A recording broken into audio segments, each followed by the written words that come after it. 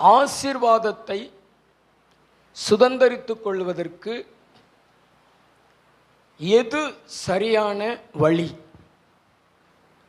3 காரியத்தை உங்களுக்கு முன்னாடி சொல்கிறேன். 1, கண்ணீரோட அவரை தேடுகிறது. 2வது, கவலையோடு அவரை தேடுகிறது. 3வது, மாற்றம் அடைவது, உங்கள் வாழ்க்கையை நீங்கள் மாற்றிக்கொள்வது, அவருக்கு பிரியமாக அவர் விரும்புகிறது போல நீங்கள் மாற்றிக்கொள்வது. இந்த 3 வழிகளில் எது சரியான வழி? நம்ம கண்ணீர் விட்டுட்டா ஆண்டவருடைய இருதயம் கரைஞ்சு போயிடும். நம்ம கவலைப்பட்டுட்டா ஆண்டவர் நமக்கு மன இறங்கிடுவார், ஆசீர்வாதத்தை தந்துருவார் அப்படின்னு நிறைய பேர் நினைத்து கொண்டு செயல்படுகிறபடினால தான் இன்னும் ஆசீர்வாதத்தை சுதந்தரித்து கொள்ள முடியாமல் இருக்கிறார்கள். அல்லேலூயா. ஆனால் வேதம் நமக்கு சொல்லுகிறது, நாம் மாறினால் இயேசுவினுடைய மனம் மாறும், நமக்கு ஆதரவாக மாறும். நமக்கு எதிராக இருக்கிற அந்த மனம் நமக்கு ஆதரவாக, நமக்கு சாதகமாக மாறும். இயேசு கிறிஸ்துவினுடைய மனம் மாறிவிட்டால் நம்முடைய வாழ்க்கை மாறும். காரணம், ஆண்டவர் இயேசு கிறிஸ்துவின் மூலமா ஆசீர்வாதத்தை நாம் சுதந்தரித்து கொள்ள முடியுமே. அல்லேலூயா. உற்சாகமா ஒரு அல்லேலூயா சொல்லுவோமா? அல்லேலூயா.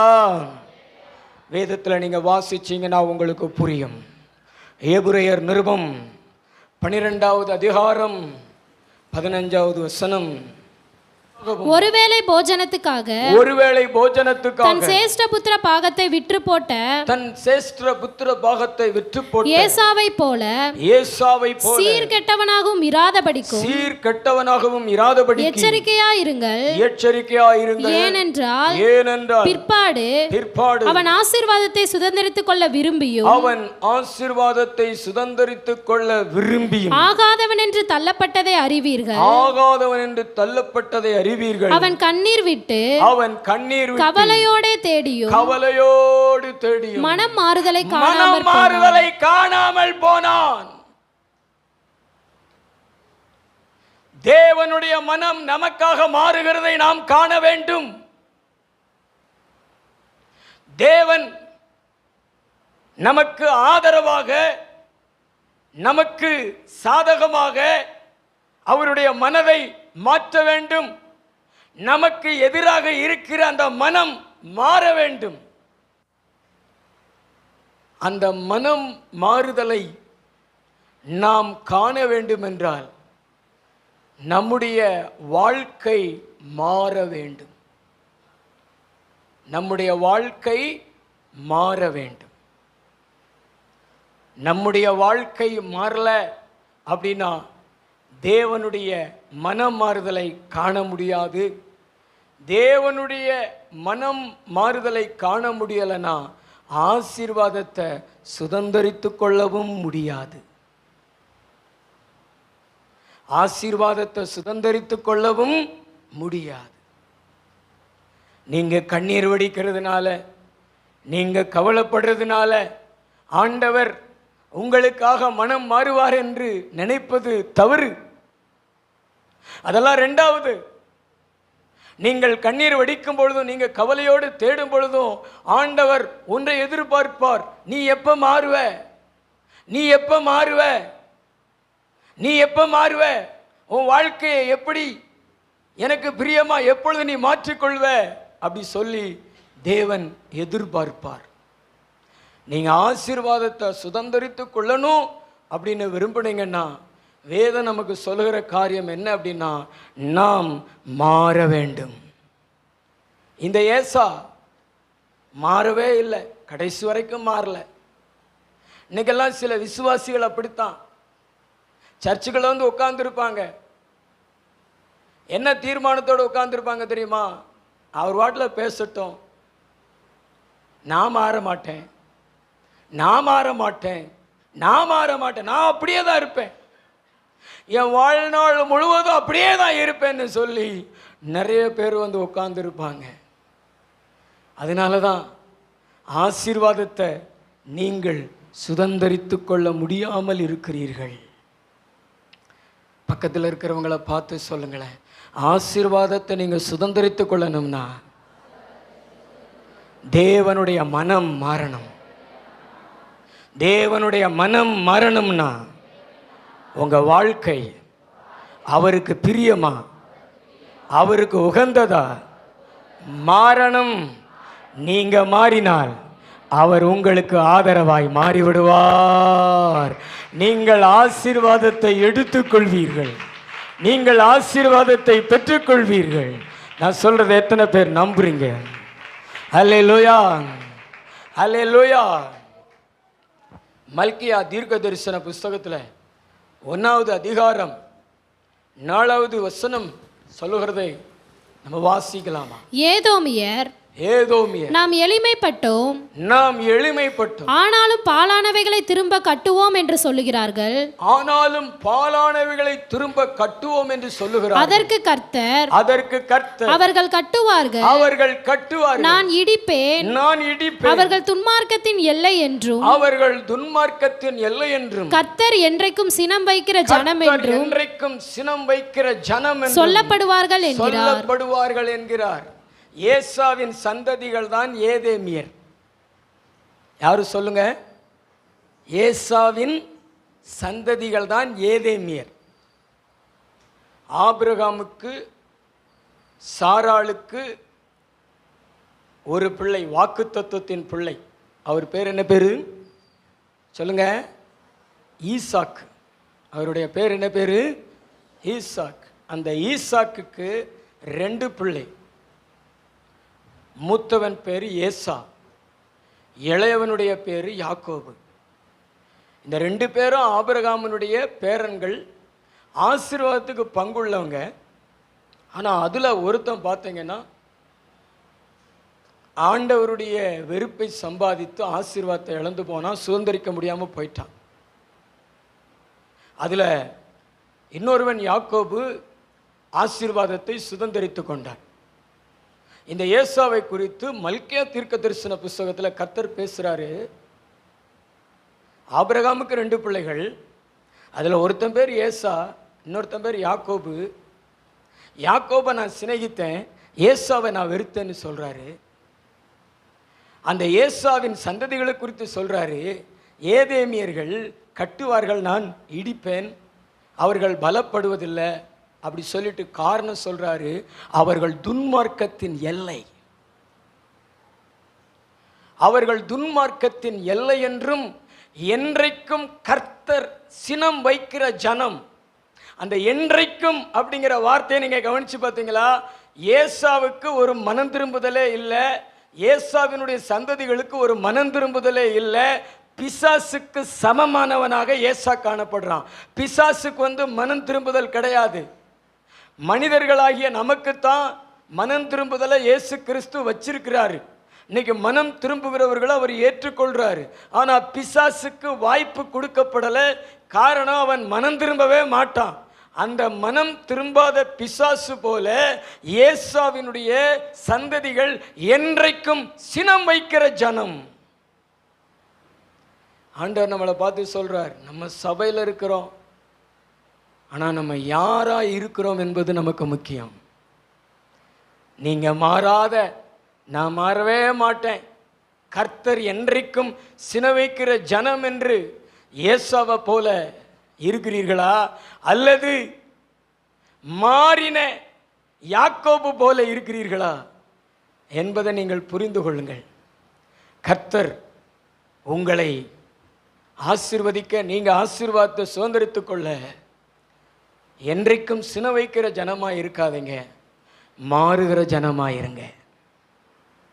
பக்கத்தில் பார்த்து சொல்லுங்களேன், மாறுகிற ஜனமாயிருங்க. பின்னாடி உள்ளவங்க பிரதர் சொல்லுங்க, மாறுகிற ஜனமாயிருங்க. நான் ஒரு கேள்வி உங்களிடத்தில் கேட்கிறேன். நம்மளெல்லாம் தேவன் இங்கே கொண்டு வந்து ஏன் இந்த வசனங்களை கொடுக்குறாரு, இந்த வார்த்தைகளை கொடுக்குறாரு, ஏன் பிரசங்கம் பண்ணுறாரு? சொல்லுங்களேன், சொல்லுங்களேன் பிரதர், சொல்லுங்களேன். ஏன் இந்த வார்த்தைகளை கொடுக்கிறார் தேவன்? நீந்திரே, நான் எதுக்கு உனக்கு பிரசங்கம் பண்றேன்? முன்னாடி வா. பரிசுத்தமா இருக்க. பரிசுத்தமா இருக்க. ஓகே, நீ வா. நான் எதுக்கு உனக்கு பிரசங்கம் பண்ணிக்கிட்டு இருக்கேன்? சுகமா இருக்க. சுகமா இருக்க. சுகமளிக்க. ஓகே, நீ சொல்லு. நீ எந்திரி. நான் எதுக்கு இப்ப பிரசங்கம் பண்ணிக்கிட்டு இருக்கேன்? சாத்தான்கிட்ட விடுதலை. சாத்தானிலிருந்து விடுதலை பெறு. இந்த தம்பி சரியான பதில் சொன்ன. ஐசக் ஜோ, பரிசுத்தமாய் வாழ. அதாவது தேவன் நமக்கு ஏன் அவருடைய வார்த்தைகளை கொடுக்கிறார் அப்படின்னா, நாம் மாறுவதற்கு. எதுக்கு வார்த்தைகளை கொடுக்குறாரு சொல்லுங்க? வேலை இல்லாமல் கிடையாது. நீ மாறணும், உன் வாழ்க்கை மாறணும். இன்னொரு ரகசியத்தை நான் சொல்கிறேன். உங்களுக்கு தேவன் வார்த்தைகளை கொடுக்கிறார்னா உங்களுக்கு வாய்ப்பு கொடுக்கிறார் என்று அர்த்தம். சவுலுக்கு ஆண்டவர் வாய்ப்பு கொடுக்கல. எந்த மனுஷனுக்கு தேவன் வாய்ப்பு கொடுக்கலையோ அந்த மனுஷனிடத்துல பேச மாட்டார். அந்த மனுஷனுக்கு அவருடைய வார்த்தை கிடைக்காது. சவுலுக்கு கடைசி வரைக்கும், சாகிற வரைக்கும் அவனுக்கு வார்த்தை கிடைக்கல. ஏன்னா அவன் வாய்ப்பை இழந்தவன். ஆனா நம்ம எல்லாம் வாய்ப்பை பெற்றவர்கள். ஒரு வாய்ப்பு அல்ல, 2 வாய்ப்பு அல்ல, 1000 வாய்ப்புகளை தேவன் கொடுக்கிறாரு. ஒவ்வொரு வாரமும் நீ மாறு மாறு மாறு மாறுன்னு அவருடைய வார்த்தைகளை கொடுத்துக்கொண்டே இருக்கிறாரு, வாய்ப்புகளை கொடுத்துக்கொண்டே இருக்கிறாரு. ஆனா நிறைய மக்கள் அந்த வாய்ப்புகளை பயன்படுத்திக் கொள்ளுகிறது இல்லை, மாறுகிறது இல்லை. ஆனா கர்த்தர் இன்னைக்கு உன்னை பார்த்து பேசுறாரு. உனக்கு தேவன் கொடுத்த அந்த வாய்ப்பை பயன்படுத்து, மாறு. தலைக்கு வேலை கூட கை தட்டி தேவனை மகிமைப்படுத்துவீங்க. நல்ல 2 கைகளை தட்டி தேவனை மகிமைப்படுத்துவீங்களா? மாறுங்க. வார்த்தைகள் உங்களுக்கு தேவன் கொடுத்த வாய்ப்பு. பக்கத்துவங்களை பார்த்து சொல்லுங்களேன், இன்னைக்கு பிரசங்கம் பண்றாருன்னா அது தேவன் உங்களுக்கு கொடுத்த வாய்ப்பு. அது உங்களை ஏய்க்கிற ஏய்ப்பு அல்ல. என்னது தம்பி? உங்களுக்கு கொடுக்கிற வாய்ப்பு. ஆனா இத மக்கள் என்ன நினைக்கிறாங்க? இப்ப பாஸ்டர் சொல்றத மக்கள் ஏன் கேட்கறது இல்ல? இதை குறித்து தவறான கருத்துக்கள். அவருடைய வார்த்தையை நம்ம கேட்டோம்னா அவர் நம்மளை அதிகாரம் பண்றாரு. இவர் சொல்லி நான் கேட்கிறதா? இவரெல்லாம் ஒரு ஆளு, வெள்ளை சட்டை போட்டா போதுமா? இவர் சொல்லி நான் கேட்கிறதா? நான் காணிக்க போடுறேன், என் காணிக்கல அவர் சாப்பிடுறாரு, என்ன அதிகாரம் பண்றாரு? அப்படித்தான் நிறைய பேருடைய பதில். ஆனா பைபிள் என்ன சொல்லுகிறது தெரியுமா தம்பி? உனக்கு வார்த்தையை தேவன் கொடுக்கிறார்னா அது அடிமைத்தனம் அல்ல, அது அதிகாரம் செலுத்துற காரியம் அல்ல. தேவன் உனக்கு கொடுத்த இன்னொரு வாய்ப்பு. நீ ஆசீர்வாதத்தை சுதந்தரித்துக் கொள்வதற்கு, நீ ஆசீர்வாதத்தை எடுத்துக்கொள்வதற்கு தேவன் கொடுத்த இன்னொரு வாய்ப்பு. தேவன் கொடுத்த இன்னொரு வாய்ப்பு. நான் சொன்னது எத்தனை பேருக்கு புரியுது? நிறைய கிழவிகளுக்கு புரியல, அதனால தான் கை தட்டுறது இல்லை. நான் சொல்றேன், நல்ல தலைக்கு மேல் கூட கை தட்டி தேவனை மகிமைப்படுத்துங்க. நல்ல கை தட்டி தேவனை மகிமைப்படுத்துங்க. இந்த தேவனுடைய வாய்ப்பை பயன்படுத்திக் கொள் மகளே, இந்த தேவனுடைய வாய்ப்பை பயன்படுத்திக் கொள் மகனே. நீ மாறாம ஆசீர்வாதத்தை நீ சுதந்திரிக்க முடியாது. நீ மாறலன்னா அவர் மாற மாட்டார். அவருடைய மனம் என்ன செய்யாது? மாறாது. நீ அழுது அவருடைய இருதயத்தை கரைக்கலாம்னு நினைக்காத, கரைக்க முடியாது. நீ கவலையோட தேடியும் அவரை மாற்றணும்னு நினைக்காத, மாற்ற முடியாது. அவர் தன்னுடைய மனதை உனக்கு ஆதரவா சாதகமா மாற்றணும்னா நீ மாறு. ஏசா மாதிரி இருக்காத. என்றென்றைக்கும் மாற மாட்டேன், நான் துன்மார்க்கத்தின் எல்லை, கர்த்தர் எப்பொழுதும் சினம் வைக்கிற ஜனம் என்று உன் மனசுல நினைவுக்கு இடம் கொடுக்காது. நான் மாறுவேன், நான் சீக்கிரமா மாறுவேன், கர்த்தர் என்னை மாற்றுவார், அந்த மாற்றத்துக்கு நான் ஒப்பு கொடுப்பேன்னு சொல்லி மாறுவதற்கு நீ அர்ப்பணம் செய்து மாறுகிற சிந்தனையோடு அவரோடு நடந்தேனா ஒரு நாள் உன்னை மாற்றி அவரும் மனம் மாறி உனக்கு ஆசீர்வாதத்தை சுதந்திரித்துக் கொள்ள தேவன் உனக்கு கிருபை செய்வார். ஹல்லேலூயா. நல்ல கைத்தட்டி ஆண்டவருக்கு நன்றி சொல்லுங்களேன். இது அன்பின் ராஜ்யம். இது என்ன ராஜ்யம்? அன்பின் ராஜ்யம். இருளின் ராஜ்யம் தான் உங்களை அதிகாரம் செலுத்தும். உங்கள் சுய புத்தியை சார விடாம தன் புத்தியை உங்கள் வாழ்க்கையில் செயல்படுத்துவான் பிசாசு. அதான் இருளின் ராஜ்யம். பேய் பிடிச்சவங்களை பார்த்தீங்களா? அவங்க புத்தியே இருக்காது. முற்றிலுமாக அவன் தான் பேசுவான், அவன் தான் ஆள்கை செய்வான், அலக்களிப்பான். அது இருளின் அதிகாரம். ஆனால் இது அன்பின் ராஜ்யம். கர்த்தர் உன்கிட்ட பேசுவார், நீ மாற்றத்துக்கு ஒப்பு கொடுத்தேனா அவர் மாறி உனக்கு அதிசயம் செய்வார். அதனால தான் கர்த்தர் உன்னை உட்கார வைத்து பேசுகிறார். மாறுவீங்களா? எத்தனை பேர் மாறுவீங்க? மாறுவதற்கு தேவன் உங்களுக்கு கொடுத்த வாய்ப்பை பயன்படுத்தி கொள்ளுங்க. நம்ம ஆண்டவர் இயேசு கிறிஸ்துவே ஒரு வாய்ப்பு தான் மனிதர்கள் மாறுவதற்கு. அதனால தான் அவர் முதல்ல பண்ணின பிரசங்கம் எது தெரியுமா? மனம் திரும்புங்கள், பரலோக ராஜ்யம் சமீபமாயிருக்கிறது. மனம் திரும்புங்கள், பரலோக ராஜ்யம் சமீபமாயிருக்கிறது என்று அவர் நமக்கு கொடுத்த வாய்ப்பு. அவர் இந்த உலகம் பயன்படுத்தி கொள்வது, நம்ம பயன்படுத்தி கொள்கிறோம். அதே போல் அவர் நமக்கு கொடுக்குற வாய்ப்பையும் சரியாய் பயன்படுத்தி கொள்வோம். வேறு மாதிரி மாறிவிடக்கூடாது. இந்த உலகம் அதுக்கு ஒப்பாக நம்மளை மாற்ற நினைக்கும். அந்த மாற்றத்துக்கு நம்ம இடம் கொடுக்கக்கூடாது, பின்மாற்றத்துக்கு இடம் கொடுக்கக்கூடாது. நம்ம வாழ்க்கை வேத வசனங்களின்படி தேவனுக்கு பிரியமாய் மாறுவதற்கு நம்மளை ஒப்பு கொடுத்து கொண்டே இருக்கணும். கைகளை ஒரு தலையிலையா சொல்லுவோமா? ஹல்லேலூயா. சத்தம் ஒரு அலையில சொல்லுங்களேன், ஹல்லேலூயா.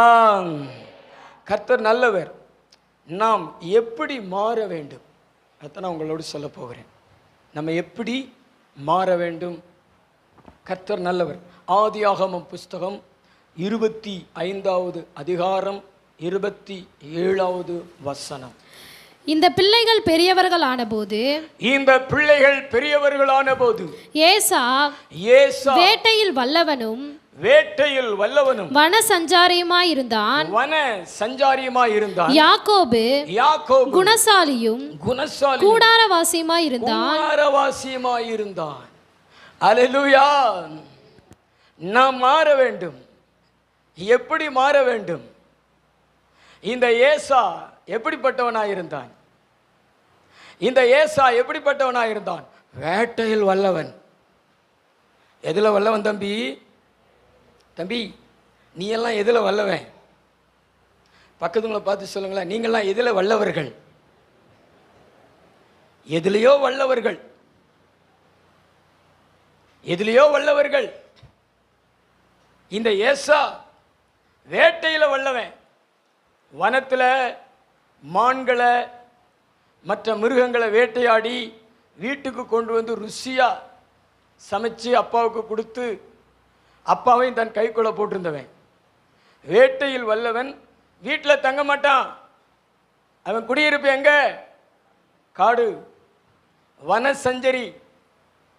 ஆனால் யாக்கோபு எப்படிப்பட்டவனாக இருந்தான்? கூடாரவாசி, வீட்டை விட்டு வெளியே போக மாட்டான். குணசாலி. வேதம் நமக்கு சொல்லுகிறது நம்ம எப்படி மாறணும்? குணசாலியா மாறணும், கூடாரவாசியா மாறணும். பக்கத்துல பார்த்து சொல்லுங்களேன், குணசாலியா மாறணும்.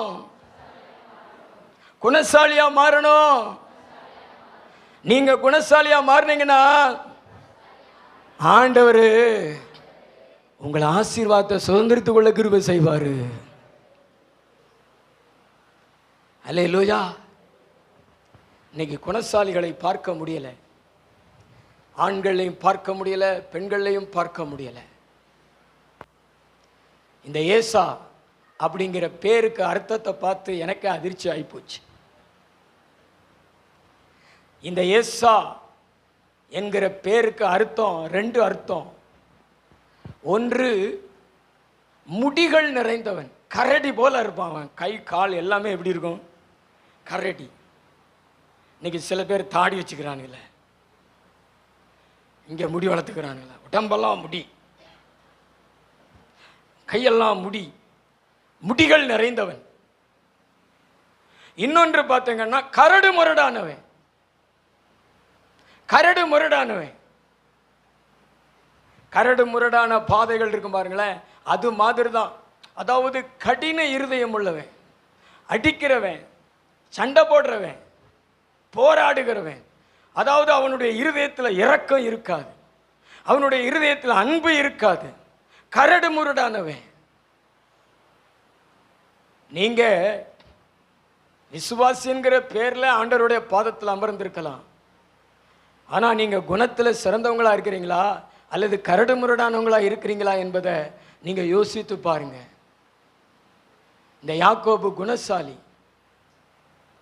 அவனுடைய மாமன் 10 முறை சம்பளத்தை மாத்தினான்.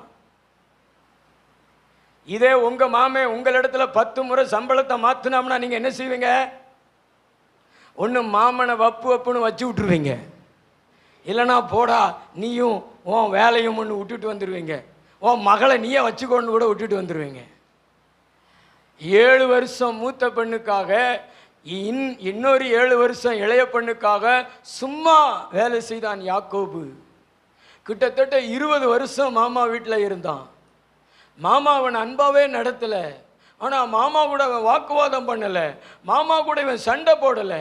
ஏன்னா இவனுடைய சுபாவமே என்ன சுபாவம் தெரியுமா? குணம். பொறுமையாக இருக்கிறது, அமைதியாக இருக்கிறது. சண்டைன்னா யாக்கோபுக்கு என்னன்னே தெரியாது. சண்டைன்னா யாக்கோபு அலறுவான். அவனுடைய அண்ணன் ஏசா 20 வருஷம் கழிச்சு தம்பி வருகிறதை கேள்விப்பட்டு 400 அடியாட்களோடு கூட அடிக்க வர்றான். எத்தனை அடியாட்களோடு? 400 அடியாட்களோடு அடிக்க வரான்.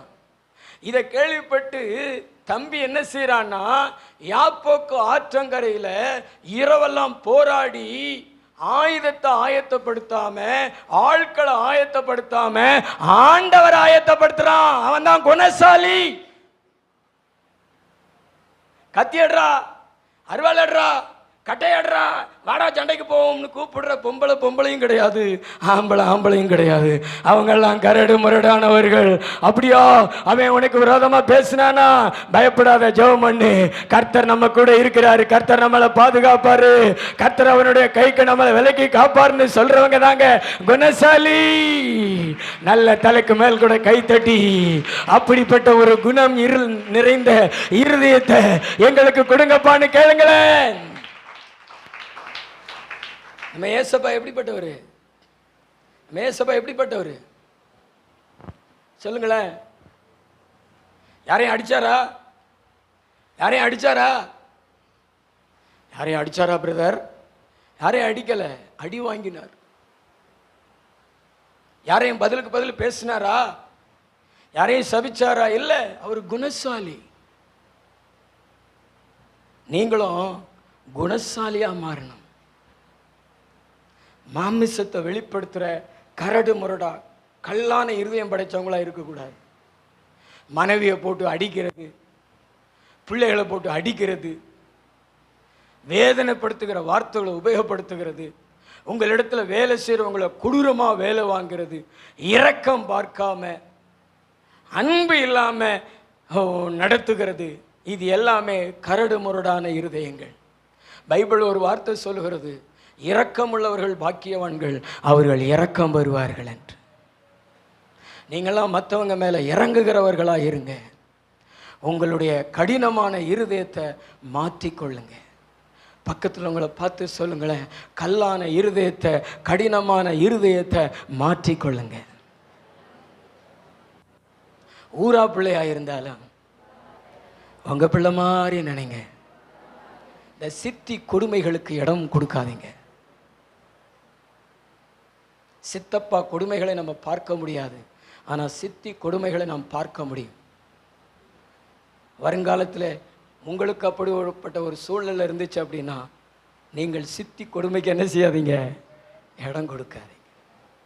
இந்த சின்ன வயசுலேயே குணத்தில் வளருங்க. உங்கள் பிள்ளைகளையும் நேசிங்க, மற்றவங்களுடைய பிள்ளைகளையும் நேசிங்க. காண்கிற சகோதரனிடத்தில் அன்பு கூறாத நீ காணாத தேவனிடத்தில் நீ எப்படி அன்பு கூறுவாய்? அந்த கரடு முரடான இருதயங்களுக்கு இடம் கொடுக்காதீங்க. பெண்கள், நீங்கள் குணசாலி என்று பெயரிடுங்க. நீதிமொழிகள் கடைசி அதிகாரத்தில் இப்படிப்பட்ட ஒரு கேள்வி கேட்கப்பட்டிருக்கிறது. என்ன கேள்வி? சத்தமா சொல்லுங்களேன். குணசாலியான ஸ்திரியை கண்டுபிடிக்கிறவன் யார்? அப்ப நிறைய குணசாலியான ஸ்திரீகளை உலகத்தில் பார்க்க முடியாது. கொடூரமான ஸ்திரீகளை நம்ம பார்க்க முடியும், ஆனால் குணசாலியான ஸ்திரீகளை நம்ம பார்க்க முடியாது. நாம் நம்முடைய வாழ்க்கையில தேவனுடைய வார்த்தையின் மூலமா, தேவ ஆவியானவர் மூலமா, இயேசு கிறிஸ்துவின் மூலமா இந்த பூமியிலே குணசாலியாய் எழும்ப வேண்டும், குணசாலியாய் மாற வேண்டும். நம்முடைய குணநலங்கள் மாறி இருக்கிறத பார்த்து, நம்ம குணசாலியாய் மாறி இருக்கிறத பார்த்து ஏசப்பா நமக்கு எதிராக இருக்கிற அவருடைய மனதை மாற பண்ணி ஆசீர்வாதத்தை சுதந்திரித்துக் கொள்ள தேவன் கிருபை செய்வார். பைபிளில் ஒரு வசனம் போட்டிருக்கிறது, ஒரு கன்னத்தில் அறைந்தால் மறுகண்ணமும் திருப்பி காட்டு. என்ன போட்டிருக்கிறது பிரதர்? நான் சொல்கிறத கவனிங்க. ஒருவன் உங்களை ஒரு கன்னத்தில் அறைந்தால் மறு கன்னத்தையும் திருப்பி காட்டு. அதனுடைய அர்த்தம் என்ன தெரியுமா? உங்களுக்கு அப்படிப்பட்ட ஒரு இருதயத்தை உடையவர்களாய் நீங்கள் மாறுங்கள். பதிலுக்கு அடிக்கிற இருதயமாய் அல்ல, அவனை வேதனைப்படுத்துகிற இருதயமாய் அல்ல. அவன் அடித்தாலும் அமைதியாய் போகிற அளவிற்கு, பொறுமையாய் இருக்கிற அளவிற்கு உன்னுடைய குணநலங்கள் மாறட்டும்.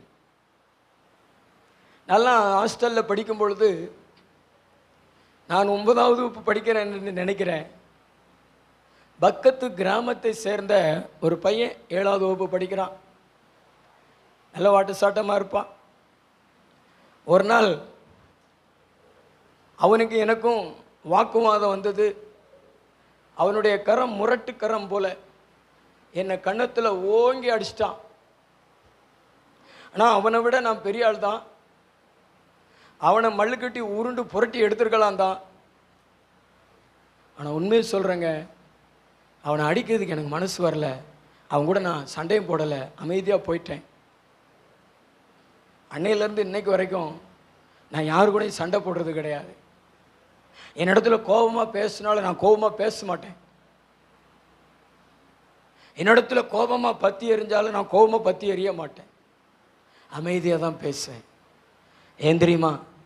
நான் ஏசா அல்ல, நான் யாக்கோபு. அதனால தான் இதுவரைக்கும் கர்த்தர் ஆசீர்வாதங்களை சுதந்திரித்துக் கொள்ள தேவன் எனக்கு கிருபை செய்கிறார்.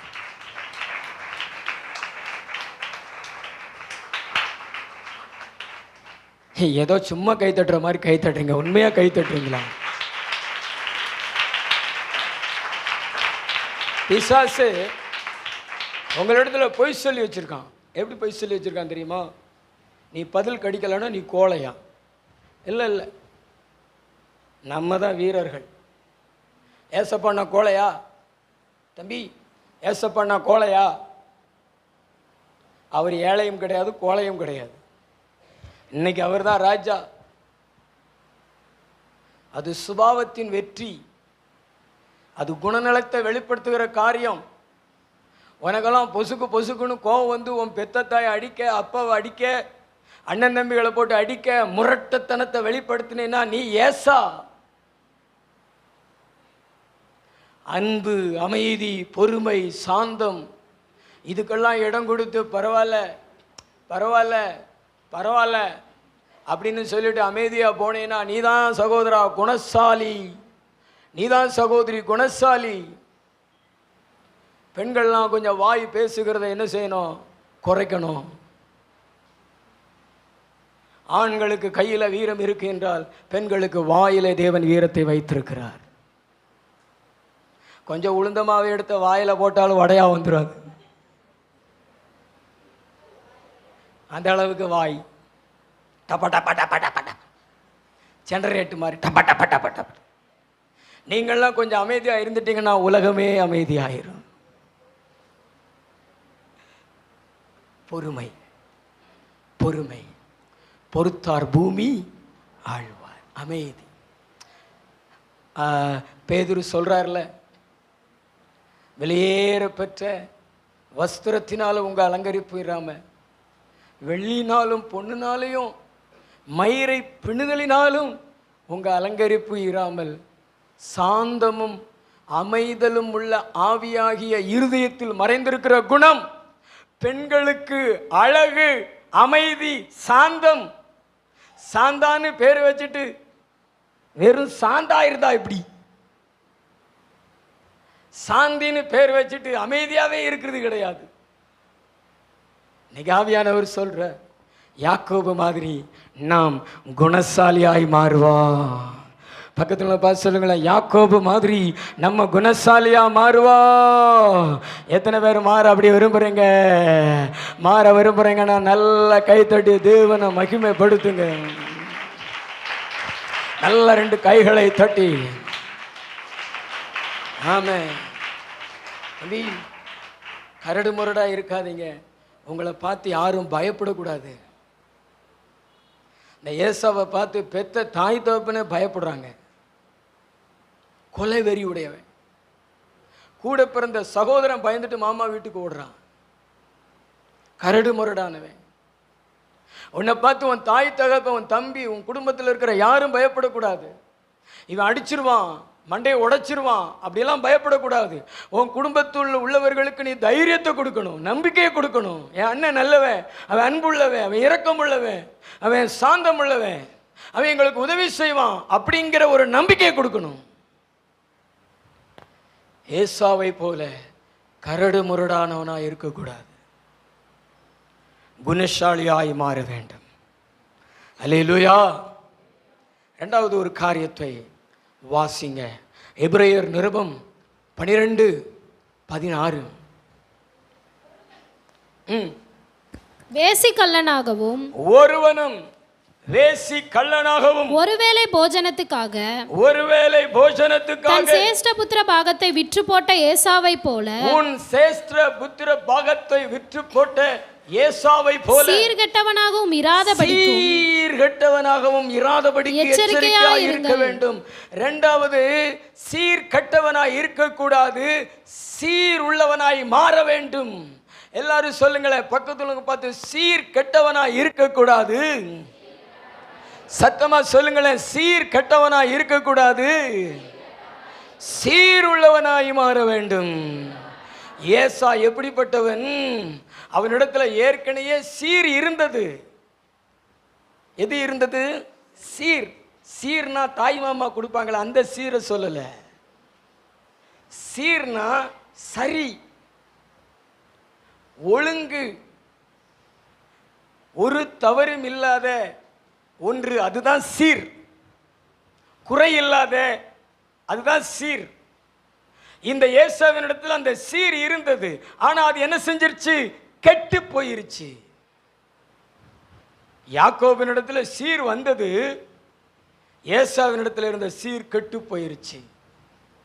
இந்த சீர் என்பதற்கு அப்போஸ்தலனாகிய பவுல் ரோமர் திருச்சபைக்கு எழுதும் பொழுது 13:13 எழுதுகிறார். பாருங்களேன், வாசிங்களேன்.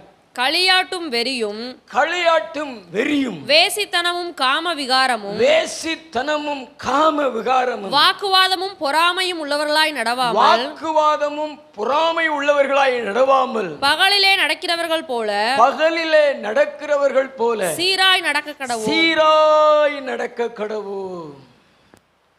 இந்த சீராய் நடக்கிறதுக்கு அப்போஸ்தலனாகிய பவுல் ரோமர் திருச்சபைக்கு எழுதுகிறார். 6 காரியங்கள் உங்களிடத்துல இல்லைன்னா நீங்க சீரா நடக்கிறீங்கன்னு அர்த்தம். 6 காரியங்கள் உங்களிடத்துல இருக்கு அப்படின்னா நீங்க சீரா நடக்கலன்னு அர்த்தம், சீர் கெட்டு போயிட்டீங்கன்னு அர்த்தம். முதல்ல என்னது? களியாட்டுகள். சத்தமா சொல்லுங்களேன். களினா என்னது? சந்தோஷம், மகிழ்ச்சி. அந்த சந்தோஷத்தில் ஆடுறாங்க பாருங்களேன், களியாட்டுகள். களியாட்டுகள் தெருக்களில் கொட்டுகள் அடிச்சுக்கிட்டு, ஏதாவது ஒன்றை வச்சுக்கிட்டு, ஜாதி பேரை வச்சுக்கிட்டு, அல்லது சினிமா நடிகர்களுடைய பேரை வச்சுக்கிட்டு, பிறந்த நாள்களை வச்சுட்டு போடுறாங்கள ஆட்டம். டம்க்கு டம்க்கு டம்க்கு டம். அதான் என்ன ஆட்டம்? சத்தமாக சொல்லுங்களேன். களியாட்டம். நம்மெல்லாம் கர்த்தருக்குள்ள தான் மகிழ்ச்சியாக இருக்கணும். கர்த்தருக்குள் மகிழ்ச்சியாக இருப்பதே உங்கள் பலன். நீதிமானோ கர்த்தரை பாடி மகிழ்கிறான். நம்ம ஆண்டவரை துதிச்சு அபிஷேகத்தில் நிறைஞ்சு ஆவியில் நிறைஞ்சு நம்ம மகிழ்ச்சியாக இருக்கிறது வேற. ஆனால் உலகத்தில் ஏதோ ஒன்றை வச்சு களியாட்டுகள் செய்கிறது, களியாட்டுகளை பார்க்கிறது. அதாவது நம்ம ஆடினாலும் தப்பு, இன்னொருத்த ஆடுகிறத பார்த்தாலும் தப்பு. சினிமா என்பது களியாட்டு வகையை சேர்ந்தது. பக்கத்துல பார்த்து சொல்லுங்களேன், சினிமா என்பது என்னது? களியாட்டு. ஒன்று சண்டை இருக்கும், இல்லைன்னா டான்ஸ் இருக்கும், குத்தாட்டம் இருக்கும். டமக்கு டமக்கு டமக்கு டமக்கு டமக்கு, அப்படித்தானே? ஃபங்க்ஷன்னா வீடுகளில் அந்த பாட்டு தான் போடுறாங்க. பூமழை துளிந்து உடனே போட்டுருவாங்க. களியாட்டுக்கள். இந்த ஆட்டுக்கள்லாம் நிறைய பேருக்கு இருந்ததுனால தான் மக்கள் இன்னைக்கு அவங்களுக்கு சிந்திக்க தெரியல, அந்த மோகத்தில் மயங்கி கிடக்கிறார்கள் மக்கள். ஆவியானவர் சொல்லுகிறார், களியாட்டுகளுக்கு இடம் கொடுக்காதீங்க. இந்த சினிமாவோடு தொடர்பு இருக்கக்கூடாது. ஆனால் நிறைய பேர் சினிமாவோடு தொடர்பு தான் இருக்கிறார். ஆவியானவர் நம்மகிட்ட பேசுகிறாரு, சினிமாவுக்கு நீ என்ன செய்யாத, உன் இருதயத்தில் இடம் கொடுக்காத. நீ என்ன விசுவாசி, நீ எப்படி கிறிஸ்துவின் வருகையில் எடுத்துக்கொள்ளப்படுவ? நான் எனக்கு தெரிஞ்சது இந்த பேர் தான். நான் இவருக்கு எதிரி கிடையாது. ஆனால் எந்த நடிகர் பேரை வச்சினாலும் நான் சொல்கிறேன், நீ யாரு கூடயும் தொடர்பு வைக்காத, சினிமா கூட தொடர்பு வைக்காத. நான் கேட்குற கேள்விக்கு ஒருத்தர் கூட கை உயர்த்தலையே. நான் இன்னொரு முறை கேட்குறேன், எந்த சினிமாவோடு சினிமா நடிகர்களோடு எனக்கு சம்பந்தமும் கிடையாது, எனக்கு தொடர்பும் கிடையாதுன்னு சொல்லுங்க. 2 கைகளை உயர்த்தி காமிங்க. நல்ல கை உயர்த்தி காமிங்க. பொய் சொல்கிறீங்களா? ஒரு சில கைகள் உயர்கிறது. இங்கே ரசிகர் மன்ற தலைவரா? நல்ல கை உயர்த்தி காமிங்க பிரதர். உங்களுக்காக நான் கடவுளுக்கு நன்றி சொல்கிறேன். நல்ல கை உயர்த்தி காமிங்களேன். உங்கள் கைகளை தேவன் பார்க்கிறார். இந்த சினிமாவோடு தொடர்பில்லாத உங்களை கர்த்தர் ஆசீர்வாதங்களை சுதந்திரிக்கும்படியாய் தேவன் கிருபை செய்வார். ஆசீர்வாதங்களை சுதந்திரிக்கும்படியாய் தேவன் கிருபை செய்வார். நல்ல கைத்தட்டி ஆண்டவருக்கு நன்றி சொல்லுங்க.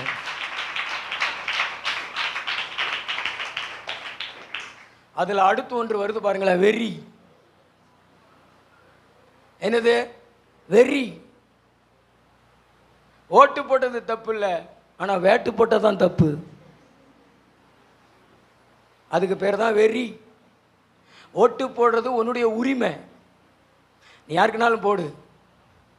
ஆனால் மற்றவங்கெல்லாம் சும்மா இருக்க, நீ மட்டும் பட்டாசு வெடியை எடுத்துகிட்டு வந்து ஓடி வந்து போடுறேன்னா அது உன்னுடைய வெறியை காண்பிக்கிறது. கர்த்தர் சொல்கிறாரு, நீ எப்படிப்பட்டவனாக இருக்காத, வெறி பிடிச்சவனாக இருக்காத. அதனால தான் உன் வாழ்க்கையில் ஒரி கவலை. பக்கத்தில் பார்த்து சொல்லுங்களேன், ஜாதியை வச்சும் வெறி பிடிச்சி அலையாத. ஏங்க நம்மெல்லாம் தேவனுடைய ஜெனரேஷன். நீ மறுபடியும் பிறந்திருக்கிறியா? பக்கத்தில் பார்த்து கேளுங்களேன், நீ மறுபடியும் பிறந்திருக்கிறியா? நீ தேவனுடைய ராஜ்யத்துக்குள்ள இருக்கிறியா? இன்னைக்கு இயேசு வந்தா எடுத்துக்கொள்ளப்படுவியா? உனக்கு எதுக்கு வெறி? உலகத்தின் மேல எதுக்கு வெறி? உலகத்தில் உள்ளவைகள் மேல எதுக்கு வெறி? இதே உனக்கு ஆண்டவர் மேல வெறி இருக்குதா, சபை மேல வெறி இருக்குதா, தேவனுடைய வார்த்தையின் மேல வெறி இருக்கிறதா, ஆராதனை மேல வெறி இருக்கிறதா? இந்த வெறி இருந்தா நீ பிழைப்ப, ஆசீர்வதிக்கப்படுவ. இந்த வெறியை தவிர வேற எந்த வெறி இருந்தாலும் அது உனக்கு ஏமாற்றத்தை தான் கொண்டு வரும். அதனால உனக்கு பிரயோஜனம் இல்லை. அதனால தான் கர்த்தர் சொல்றாரு, ஏசா மாதிரி இருக்காத, வெறி பிடிச்சு அலையாத, ஆண்டவருக்குள்ள சீராய் நடக்க உன்னை அர்ப்பணம் செய். எதை செய்யணுமோ அதை செய், எதை செய்யக்கூடாது அதை செய்யாத. தலைக்கு மேல் கூட கை தட்டி தேவனை மகிமைப்படுத்த. பைபிள் அப்படித்தான் சொல்றது. ஆண்டவருடைய மனம் உனக்காக மாறணும்ல. நீ ஜெபிக்கும் பொழுது ஆண்டவருடைய மனம் உனக்காக மாறணும்ல. உன்னுடைய வேலைக்காக, உன்னுடைய காரியங்களுக்காக நீ ஜெபத்தை ஏறெடுக்கும் பொழுது கர்த்தருடைய மனம் உனக்காக மாறணும்ல. அதான் சொல்றார், சீருள்ளவனாயிரு, சீர்கட்ட ஏசாவா இருக்காது, வாக்குவாதத்துக்கு இடம் கொடுக்காத, வெறிகளுக்கு இடம் கொடுக்காத. இயேசுதான்பா மெய். இயேசுவுக்காக நீ செய்கிற ஒவ்வொன்றும் உனக்கு பலன், உனக்கு பிரயோஜனம், உனக்கு பலன், உனக்கு பிரயோஜனம். நல்ல தலைக்கு மேல கூட கை தட்டி, ஏசப்பா நாங்க உங்களுக்குள்ள வெறியா இருக்கணும் ஆண்டவரே, நாங்க உங்களுக்குள்ள வெறியா இருக்கணும் ஆண்டவரே. வெறினா என்ன அர்த்தம் தெரியுமா? தீவிரம். வெறினா என்ன அர்த்தம் தெரியுமா? அதாவது நிதானம் இல்லாத தன்மை. இந்த ஏதாவது மிருகங்களுக்கு வெறி பிடிச்சிச்சுன்னா அது யாருன்னு பார்க்காது, அவங்கள எதிர வரவங்களை சேதப்படுத்தும், வாகனங்களை சேதப்படுத்தும். அது மாதிரி தான். அதாவது அவங்களுடைய புத்தியை மயங்க வச்சிரும். நம்ம யாரு, நம்ம என்ன செய்கிறோம் யோசிக்கவே அது விடாது. அதுதான் வெறி. அந்த மாதிரி வெறி இருக்கக்கூடாது. இந்த வாலிப பிள்ளைகள் கூட இந்த காதல் அப்படிங்கிறதுல விழுந்துடுறாங்கல்ல, அது ஒரு வெறி. அம்மா அப்பா கண்ணுக்கு தெரியாது, எதிர்காலம் கண்ணுக்கு தெரியாது, நம்ம கூட்டிட்டு வந்திருக்கிறானுமே, இவன் நம்மளை எத்தனை மாதம் வச்சு பொழப்பாமனு தெரியாது. அவங்க கண்ணுக்கு அதுதான் சரியானது மாதிரி தெரியும். அதான் வெறி. நம்ம எச்சரிக்கையாக இருக்கணும், கவனமாக இருக்கணும். வேசித்தனம் தெரியும் உங்களுக்கு, காம விகாரம் தெரியும் உங்களுக்கு, வாக்குவாதம், பொறாமை, இது ரெண்டுமே நிறைய மக்களிடத்துல காணப்படும். வாக்குவாதம் என்னது? வாக்குவாதம். எங்கே போனாலும் அரசு அதிகாரி இடத்துல வாக்குவாதம் பண்ணுறது, கண்டக்டர்கிட்ட வாக்குவாதம் பண்ணுறது, வார்த்தைனால சண்டை. அப்படித்தானே? ரோட்டில் எவனாவது ஒருத்தன் ஒட்டுற மாதிரி போவான், உடனே அவனை முந்தி போய் அவனை நிற்க வச்சு அவன் கூட சண்டை. பிரதர், வாக்குவாதம் நமக்கு தகுதி கிடையாது, அமைதி தான் நமக்கு தகுதி. வாக்குவாதம் பண்ணக்கூடாது. பக்கத்தில் உங்களை பார்த்து சொல்லுங்களேன், வார்த்தையினால வாதம் பண்ணக்கூடாது. நான் சொல்கிறதான் கரெக்டு, நான் செய்கிறதான் கரெக்டு, அப்படியெல்லாம் நம்ம போராடக்கூடாது. கடைசியாக ஒன்று சொல்கிறேன், பொறாமை. இந்த ஆமை எங்கள்கிட்ட இல்லவே இல்லைன்னு சொல்கிறவங்க உங்கள் கை உயர்த்து காமிங்க. பொறாமை. உங்கள் நாத்தனார் மேலே உங்களுக்கு என்ன உண்டு? பொறாமை. உங்கள் கூட பிறந்த தங்கச்சிகள் மேலே உங்களுக்கு என்ன உண்டு? பொறாமை. அக்காவுக்கு 5 பவுனு போட்ட, எனக்கு 3 தானே போட்டிருக்க, இன்னும் 2 பவுனு எங்க? இதுக்கு பேர் என்ன பேரு? பொறாமை. ஆண்டவர் சொல்றாரு, இந்த பொறாமை என்கிற அந்த மாமிச குணத்துக்கு இடம் கொடுக்காதீங்க. இதெல்லாம் உங்களிடத்துல இருந்துச்சுன்னா நீ சீர்கட்ட ஏசா, இதெல்லாம் உன்னிடத்துல இல்லை அப்படின்னா நீ சீருள்ள யாக்கோபு, நீ சீருள்ள இயேசு கிறிஸ்து. அல்லேலூயா. ஆண்டவர் இன்னைக்கு உங்களை பார்த்து சொல்றாரு, சீர்கட்டவனாய் இராதே, சீருள்ளவனாய் மாறு. சர்ச்சிலையுமே பொறாமப்படாதீங்க, பக்கத்து வீட்டில் பொறாமப்படாதீங்க, யார் மேலேயும் பொறாமப்படாதீங்க. காயின் ஆபேல் மேலே பொறாமப்பட்டான், ஆபேல் காயின் மேலே பொறாமப்படலை, காயின் ஆபேல் மேலே பொறாமப்பட்டான். அதுதான் அவன் தேவனுடைய கோபத்தையும் சாபத்தையும் பெற்றுக்கொள்வதற்கு அது அமைந்தது. நம்ம யார் மேலேயும் பொறாமப்படக்கூடாது, கர்த்தருக்கு ஸ்தோத்திரம் பண்ணணும், அப்படி நம்ம பழகிக்கொள்ளணும். இந்த சீர்கட்டவனாய் மாறுவது எப்படி? ஆதியாகமம் 6:12 வாசிங்களேன். ஆதியாகமம் 6:12. தேவன் பூமியை பார்த்தார், தேவன் பூமியை பார்த்தார், இதோ அது சீர்கெட்டதா இருந்தது, இதோ அது சீர்கெட்டதா இருந்தது, மாம்சமான யாவரும் பூமியின் மேல் தங்கள் வழியை கெடுத்துக் கொண்டிருந்தார்கள். தங்கள் வழிகளை கெடுத்துக் கொண்டிருந்தார்கள். நோவா காலத்துல பூமி எப்படி இருந்தது? சீர்கெட்டதா இருந்தது. சொல்லுங்களேன் சத்தமாக. இன்னைக்கும் பூமி எப்படி இருக்கிறது? சத்தமா சொல்லுங்களேன், இன்னும் சத்தமா சொல்லுங்களேன். சீர்கெட்டதா இருக்கிறது. பூமி இன்னைக்கு சீர்கெட்டதா இருந்தது, இன்னைக்கு சீர்கெட்டதா இருக்கிறது. இயேசு கிறிஸ்துனுடைய வருகை சமீபமாக இருக்கிறது. ஆனால் இந்த நோவா காலத்தில் நோவா எப்படி மாறினாரு? சீருள்ளவனாய் மாறினாரு. எபிரேயர் 11:7 வாசிங்க. விசுவாசத்தினாலே நோவா தற்காலத்திலே காணாதவைகளை குறித்து தேவ எச்சரிப்பு பெற்று பயபக்தி உள்ளவனாகி தன் குடும்பத்தை ரட்சிப்பதற்கு வேலையை உண்டு பண்ணினான். அதனாலே அவன் உலகம் ஆக்கினைக்குள்ளானதென்று தீர்த்து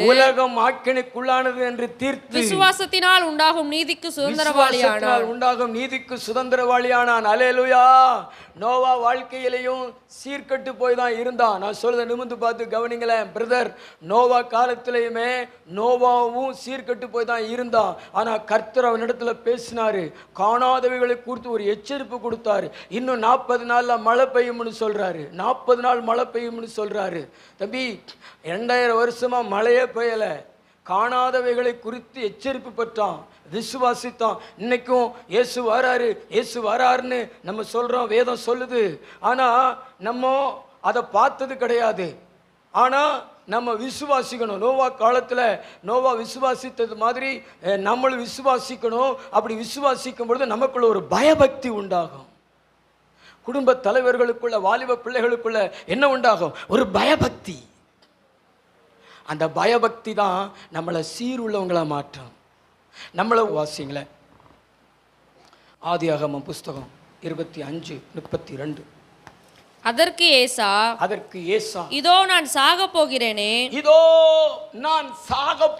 இந்த சேஷ்ட புத்திர பாகம் எனக்கு என்னத்திற்கு என்றான். இந்த சேஷ்ட புத்திர பாகம் எனக்கு என்னத்துக்கு என்றான். அப்பொழுது யாக்கோபு இன்று எனக்கு ஆணையிட்டு கொடு என்றான். அவன் யாக்கோபுக்கு ஆணையிட்டு தன் சேஷ்ட புத்திர பாகத்தை அவனுக்கு விற்று போட்டான். அப்பொழுது யாக்கோபு ஏசாவுக்கு அப்பத்தையும் பயற்றங்கூளையும் கொடுத்தான். அவன் புசித்து குடித்து எழுந்திருந்து போய்விட்டான். இப்படி ஏசா தன் சேஷ்ட புத்திர பாகத்தை அலட்சியம் பண்ணினான். நாம் எப்படிப்பட்டவர்களாய் மாற வேண்டும்? தேவனை கனம் பண்ணுகிறவர்களாய் மாற வேண்டும். தேவன் நமக்கு கிருபையாய் கொடுத்தவைகளை கனம் பண்றவைகளாய் மாற வேண்டும். அல்லேலூயா. தேவன் நமக்கு கொடுத்தத இது என்னத்துக்கு அப்படின்னு நம்ம சொல்லக்கூடாது. இன்னைக்கு நிறைய மக்கள் அப்படித்தான் சொல்றாங்க. தேவன் ஒன்றை கொடுத்திருக்கிறாருன்னா பிரயோஜனம் இல்லாம கொடுத்திருக்கிறாரா? தம்பி கவனிங்களேன். தேவன் உனக்கு ஒன்று கொடுத்திருக்கிறாரு, உனக்கு கண்ணு கொடுத்திருக்கிறாரு. அது பிரயோஜனமா? சொல்லுங்க, பிரயோஜனமா? கால் கொடுத்திருக்கிறாரு, பிரயோஜனமா? சத்தமா சொல்லுங்க, பிரயோஜனம் தான். அப்ப தேவன் உனக்கு ஒரு சபை கொடுத்திருக்கிறாரு, தேவன் உனக்கு வார்த்தை கொடுத்திருக்கிறாரு, தேவன் உனக்கு ஊழியக்காரனை கொடுத்திருக்கிறார், தேவன் உனக்கு ஆவியானவரை கொடுத்திருக்கிறார், தேவன் உனக்கு பிரசன்னத்தை கொடுத்திருக்கிறாரு. இதெல்லாம் பிரயோஜனமா? சொல்லுங்க மகளே, பிரயோஜனமா? பிற எதுக்கு?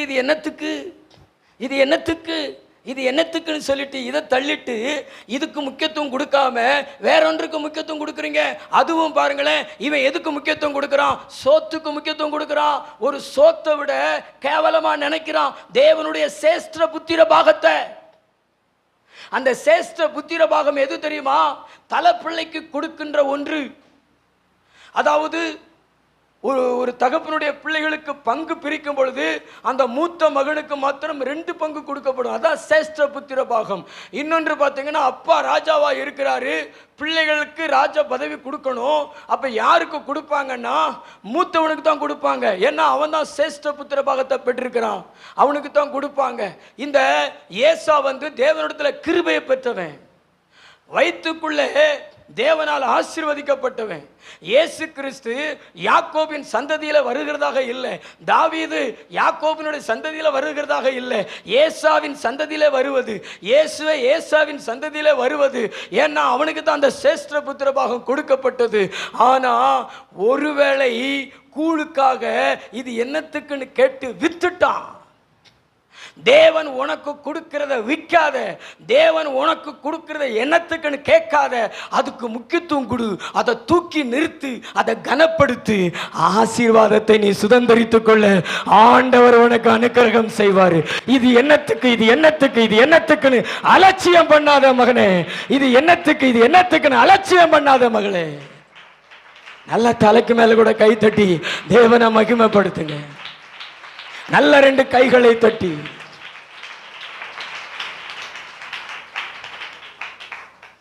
தியாகம் பண்ண பழகி கொள்ளுங்க.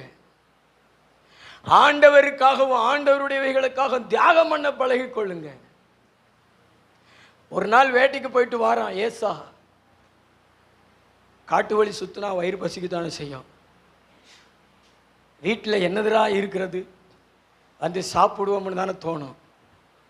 அது மாதிரி தான் இவனுக்கு ஒன்றும் அகப்படலை. வீட்டுக்கு வரான், பசி.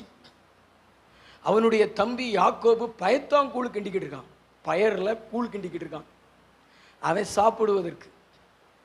அவன் பார்த்த உடனே, ஏசா பார்த்த உடனே அது சோப்பு கலரில் இருக்குது, இன்னும் பசியை தூண்டுகிறது. எனக்கு கொஞ்சம் கூடன்னு கேட்குறான். என்ன கேட்குறான் சொல்லுங்க மக்களே, எனக்கு கொஞ்சம் கொடுன்னு கேட்குறான். உடனே அவன் என்ன செய்கிறான் தெரியுமா? அவன் ரொம்ப காரணக்காரன். நம்மெல்லாம் இந்த பூமியில் ஏமாளியாக இருக்கக்கூடாது, காரணக்காரங்களாக இருக்கணும்.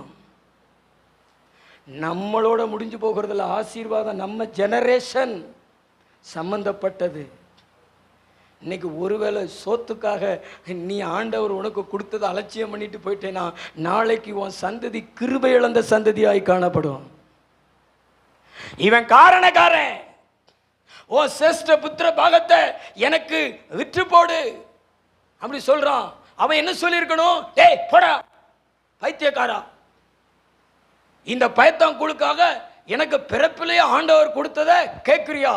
எனக்கும் என் சந்ததிக்கும் அது தேவன் கொடுத்தது. ஒருவேளை சாப்பிடாம இருந்தா நான் சாக மாட்டேன்னு சொல்லிட்டு போய் எப்படியாவது தண்ணியை கிண்ணி குடிச்சு பசியை சமாளிச்சிருந்தானா ஏசா ஆசீர்வதிக்கப்பட்டவனா மாறி இருப்பான். ஆனா அவன் சொன்ன காரியம் என்ன தெரியுமா? இது எந்த எண்ணத்துக்கு, இந்த சேஷ்ட புத்திரபாக எண்ணத்துக்கு நான் சாக போறேன்னு சொல்லிட்டு வித்து கூழ குடிச்சுட்டான். ஒருவேளை பசி தீர்ந்தது, ஆனா ஆசீர்வாதம் போயிருச்சே. ஆண்டவருடைய அலட்சியம் பண்ணிட்டானே.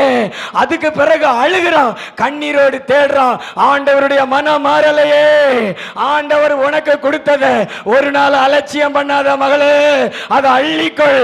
அதுக்காக நீ கிரைய செலுத்தி சாப்பிடாம கூட இருந்து, அது எனக்கு ஆண்டவர் கொடுத்தது, என் சந்ததிக்கு ஆண்டவர் கொடுத்ததுன்னு அதை விடாப்படியா பிடிச்சுக்கோ. நல்ல தலைக்கு மேல கூட கை தட்டி தேவனை மகிமைப்படுத்துங்க. ஏன்னா அது வயிற்றுக்குள்ளேயே தேவன் கொடுத்ததுங்க. ஒரே பிரசவத்தில் பிறக்கிறாங்க 2 பேரும். முதல்ல ஏசா வரான், அவன் காலை பிடிச்சுக்கிட்டு யாக்கோபு வரான். ஆண்டவர் ஏன் ஏசாவை முதல்ல வெளியே விட்டாரு? அவன் ஆசீர்வதிக்கப்படணும்னு சொல்லிதான். உன்னை ஆண்டவர் முதல்ல கொண்டு வந்தாரு, உன்னை ஆண்டவர் முதன்மையா வச்சிருக்கிறாரு, எல்லாத்திலும் முதன்மையா வச்சிருக்கிறாரு. ஆனா உன்னுடைய வாழ்க்கையில தேவனை நீ எப்படி வச்சிருக்கிற? வேலையை விட, உணவை விட, பணத்தை விட, உறவுகளை விட கீழே வச்சிருக்கிறியா, மேல வச்சிருக்கிறியா? உங்க அம்மா அப்பாவை விட நீங்க ஆண்டவரை மேல வச்சிருக்கீங்களா, கீழே வச்சிருக்கீங்களா? இன்னைக்கு நிறைய பேர் பார்த்தீங்கன்னா ஆண்டவரை கீழே வச்சிருக்கிறாங்க. ஆண்டவர் கொடுத்த ஊழியக்காரனை, சபைய, ஜனங்களை, சத்தியத்தை, பரிசுத்தாவியனுடைய பிரசன்னத்தை, அபிஷேகத்தை எல்லாத்தையும் கீழே வச்சிருக்கிறாங்க, அலட்சியம் பண்றாங்க. அதனாலதான் நீ கவலையோட தேடியும் கண்ணீரோடு தேடியும் தேவனுடைய மனம் மாற மாட்டேங்குது. உன் கணவர் ரட்சிக்கப்படணும், விடுதலை பெறணும்னு எவ்வளவு நாள் கண்ணீர் வடிக்கிற, ஆண்டவருடைய மனம் மாறுதா? நீ மாறு. உன் அலட்சியத்திலிருந்து நீ மாறு. ஆண்டவரையும் ஆண்டவருடையதையும் கனம் பண்றதுக்காக நீ தியாகம் பண்ணி பாரு. தேவனுடைய மனம் மாறும். நீ மனம் மாறுதலை காண்டைனா உன் வாழ்க்கையில ஆசீர்வாதத்தை எடுத்துக்கொள்வ, சுதந்திரித்துக் கொள்வ மகளே. ஒரு நாள் ஆண்டவருக்குரியதை உதைச்சு தள்ளாதீங்க. ஊழியக்காரனை அவமானப்படுத்தாதீங்க, அலட்சியம் பண்ணாதீங்க, முக்கியப்படுத்தி பழகுங்க. அற்பமான ஒரு வேளைக்கு உதவி செய்யக்கூடியதுக்காக என்றென்றைக்கும் உதவியாயிருக்கிற தேவனுடையவைகளை அலட்சியம் பண்ணாதீங்க, அவமானப்படுத்தாதீங்க. ஆராதனை எல்லாம் அவமானப்படுத்தாதீங்க. இந்த ஞாயிற்றுக்கிழமை ஆராதனை இந்த உலகத்தில் இருக்கிற பெரிய பெரிய அதிபர்களுக்கு கொடுக்கப்படலை, தேசத்தில் உயர்ந்த நிலையில் இருக்கிறவங்களுக்கு கொடுக்கப்படலை. ஆனால் இந்த தாயில்பட்டியில் ஒரு சின்ன கிராமத்தில் இருந்தாலும் நமக்கு அவர் ஆராதிக்கிற, அவர் பாதத்துக்கு வருகிற வாய்ப்பு கிடைத்திருக்கிறது. அவருடைய வசனத்தை கேட்கக்கூடிய வாய்ப்பு கிடைச்சிருக்கிறது. அவரை ஆராதிக்கக்கூடிய பாக்கியம் கிடைச்சிருக்கிறது.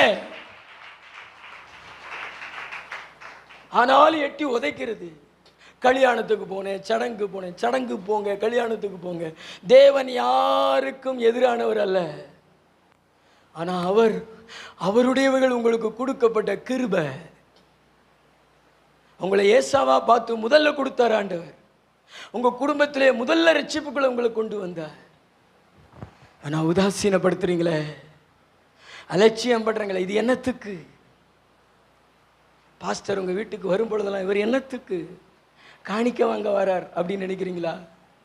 காணிக்க கொடுக்குற அளவுக்கு உங்களை தேவன் உயர்த்துவதற்கு பயன்படுத்தப்பட்ட பாத்திரம் அவர், தெரியுமா உங்களுக்கு? ஹலோ, யாரையும் அலட்சியம் பண்ணாதீங்க. தேவனுடைய காரியங்களை என்ன செய்யாதீங்க, அலட்சியம் பண்ணாதீங்க. ஒரு சின்ன ஜெபத்தை கூட அலட்சியம் பண்ணாதீங்க. இந்த சனிக்கிழமை ஜெபம், உபவாச ஜெபம், அந்த பிள்ளைகளுக்கெல்லாம் லீவு தான். வேலைக்கு ஓடுறீங்க ஒருவேளை சோத்துக்காக. ஏன் அந்த சோத்தை ஆண்டவர் உங்களுக்கு தரமாட்டாரா? சொல்லுங்களேன், அந்த சோத்தை உங்களுக்கு தரமாட்டாரா? வெள்ளிக்கிழமை ஸ்கூல் லீவு, மே மாதம் ஆண்டவர்கிட்ட போவோம், ஜெபத்துக்கு போவோம், கொஞ்சம் அபிஷேகத்தை பெறுவோம் அப்படின்னு பெற்றவங்களை அனுப்புறது கிடையாது, பிள்ளைகள் வர்றது கிடையாது. சனிக்கிழமை வாலிப பிள்ளைகளாக இருக்கிறோம், சர்ச்சுக்கு போவோம், ஊழியத்துக்காக ஜெபம் பண்ணுவோம், அபிஷேகத்தை புதுப்பிப்போம், கிருபைகளை பெற்றுக்கொள்வோம். அப்படி யாரும் அர்ப்பணிக்கிறது கிடையாது. இன்னும் அலட்சியம். பக்கத்தில் பார்த்து சொல்லுங்களேன், இன்னும் அலட்சியம். அதனால தானே மகளே உனக்கு தேவனுடைய மனம் மாற மாட்டேங்குது. உன் கண்ணீர் அவருடைய இருதயத்தை கரைக்க முடியலை. இந்த வசனம் என்னை அதிகமாய் தொட்டது. வாலிபர் கூட்டத்தில் நான் இதை பிரசங்கம் பண்ணேன். அது என் மனசுக்குள்ளே ஓடிக்கிட்டே இருந்துச்சு. அந்த மனம் மாறுதலை காணாமல் போனான். அந்த வேடு நம்ம வாழ்க்கையில் எழுதப்படவே கூடாதுங்க. தேவன் அவனுக்காக மனம் மாறினார்னு போட்டிருக்கணும். ஆனால் மனம் மாறுதலை காணாமல் போனான்னு போடவே கூடாது. நமக்கு ஏசப்பா மனம் மாறணும். பிரதர், நான் சொன்னது எல்லாருக்கும் புரிஞ்சதா? எத்தனை பேருக்கு புரிஞ்சது? நான்லாம் தேவனுடைய அலட்சியம் பண்ணுறது, இந்த ஊழியத்தெல்லாம் என் மனைவிட்ட கேட்டு பாருங்களேன். தம்பி தாவீது, நான் சொல்றதை கவனிங்க. என் மனைவிட்ட கேட்டு பாருங்களேன். நேற்றெல்லாம் பயங்கரமான இடி, கரண்ட் வேறு இல்லை. வீட்டுக்குள்ளே உட்காந்துக்கிட்டே இருந்தேன். எப்போ போவோம் கீழே, எப்போ போவோம் கீழே, எப்போ போவோம் கீழே. வேறு ஒரு 7:30 மணிக்கு கரண்ட் வந்துச்சு. நான் வாட்டில் சூட்டு சட்டையை போட்டு கிளம்பி கீழே வந்துட்டேன். கீபோர்டில் பாட்டை ரெடி பண்ணலை, ஆனால் ஜெபம் பண்ணி ஆண்டவரை தூச்சிக்கிட்டே இருந்தேன். 1 மணி நேரம். போகிறதுக்கு மனசு இல்லை. மேலே 8:30 மணி ஆயிடுச்சு, போகிறதுக்கு மனசு இல்லை. தேவன் நமக்கு கொடுத்த ஊழியத்தை உண்மையாய் செய்ய வேண்டும். இந்த கேர்சல் தலைவர்கள், சண்டேஸ் கிளாஸ் தலைவர்கள்லாம் உங்களுக்கு தேவன் கொடுத்த ஊழியத்தை என்றைக்குமே உதைச்சி தள்ளாதீங்க. வாரத்துக்கு ஒரு நாள் நடத்துகிறீங்க, அதுக்காக தியாகம் பண்ணுங்க. ஜவுளி கடைக்கு போகிறதா இருந்தால் போயிட்டு வந்துடுங்க, இல்லைன்னா நடத்திட்டு போங்க. ஆனால் ஒரு நாள் அற்பமாக நினைக்காதீங்க. அது தேவன் கருவிலேயே நமக்கு கொடுத்த கிருபை. நான் சொன்னது எத்தனை பேருக்கு புரிஞ்சது? தேவன் கொடுத்த ஒவ்வொன்றும் கருவிலேயே கொடுத்தது. அதை புறக்கணிக்காதீங்க. பக்கத்துல பார்த்து சொல்லுங்களேன், அதை தள்ளாதீங்க. உங்கள் தெருவில் கேர்சல் கூட்டம் நடக்குதுன்னா அதை தள்ளாதீங்க. நிறைய பேர் கேர்சல் கூட்டங்களுக்கு போகிறது கிடையாது. ஆனால் ஊரில் எவனாவது கோமாளி வந்து ஆடினாம்னா அதை போய் பார்க்குறது. ஏன் அதை விட இது கேவலமா? போய் நீ உட்காந்து உன்னை தேவன் ஆசீர்வதிப்பாரு. ஆண்டவர் சொல்லியிருக்கிறார், என்னை கனம் பண்ணுகிறவர்களை நானும் கனம் பண்ணுவேன். கனம் பண்ணிப்பார் மகளே, ஏசப்பாவை கனம் பண்ணி பாருங்க. பிரதர், தூங்குற பிரதர், ஏசப்பாவை கனம் பண்ணி பாருங்க. எந்த ஜபத்தையும் அசட்டை பண்ணாமல் கனம் பண்ணி பாருங்க. அதிகாலை ஆராதனை, வேதபாட கூட்டம், அதுக்கெல்லாம் நிறைய பேர் வர்றதில்ல. ஏன்னா வேதத்தில் எம்டி வாங்கியிருக்கிறாங்க. அவங்கெல்லாம் மாஸ்டர் ஆஃப் டிவைனிட்டி, அப்படிதானே? வேதத்தை இன்னும் நாம் அறிந்து கொள்ள வேண்டியது அவசியம். நானே சீர்கெட்டவனாக இருக்கக்கூடாது, சீருள்ளவனாக இருக்கணும், குணசாலியாக இருக்கணும், தேவனை கனம் பண்ணணும், தேவனுடைய மனம் மாறுதலை காணணும். வலது கருத்தை உயர்த்தி ஏசப்பா அப்படி கூப்பிடுங்க. நான் அலட்சியம் பண்ண மாட்டேப்பா. 2 கை உயர்த்தி இந்த 3 வார்த்தைகளை சொல்லி ஜெபம் பண்ணுங்க. நான் உங்களை கனம் பண்ணுவேன், நான் உங்களுடைய கனம் பண்ணுவேன். நான் சீர்கட்டவனா இருக்க மாட்டேன், சீருள்ளவனா இருப்பேன். நான் கொடுமைக்காரனா இருக்க மாட்டேன், கரடு முரடானவனா இருக்க மாட்டேன். நான் குணசாலியா இருப்பேன். ஆண்டவரே, நல்ல 2 கைகளை தட்டி கர்த்தருக்கு ஸ்தோத்திரம் பண்ணுவீங்களா? நல்ல 2 கைகளை தட்டி ஆவியானவர் அசைவாடுகிறார். இங்கே சீருள்ளவர்களை பார்க்கிறார், இங்கே குணசாலிகளை தேவன் பார்க்கிறார். நல்லா கை தட்டி அந்நிய பாஷையில் அப்படியே நிறைஞ்சு வாலிப பிள்ளைகள் பேசுங்களேன். எனக்கு குணம் கொடுங்க ஆண்டவரே. பின்னாடி உள்ள சகோதரிகள் கேளுங்களேன், எனக்கு குணம் கொடுங்க ஆண்டவரே.